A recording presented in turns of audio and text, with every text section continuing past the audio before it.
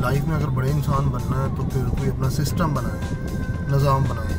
अगर आप अपना सिस्टम बनाते हैं तो लोग आपके लिए काम करते हैं। सिस्टम बनाना एक बार मुश्किल है, लेकिन जब बन जाता है फिर सिस्टम नस्लों को पालता है। आने वाले वक्त को ज़बरदस्त तरीके से आप इंजॉय कर सकते हैं, लाइफ को ज़बरदस्त तरीके से आगे बढ़ा सकते हैं। हाँ, अगर सिस्टम बना लेते हैं ज़बरदस्त, अगर सिस्टम नहीं बनाते तो फिर आपको किसी के सिस्टम का हिस्सा बनना पड़ेगा, किसी की नौकरी करना पड़ेगी, किसी के लिए काम करना पड़ेगा।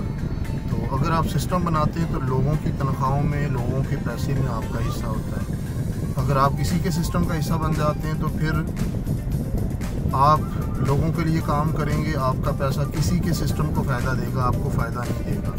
तो कोशिश करें ज़िंदगी में अगर बड़े बनना है तो छोटा सही लेकिन अपना सिस्टम बनाएं, जिसमें हम अपने आप को आज़ादी के साथ आगे बढ़ा सकें। इस मैसेज को ज़्यादा से ज़्यादा शेयर कीजिएगा, सुनने और देखने का शुक्रिया।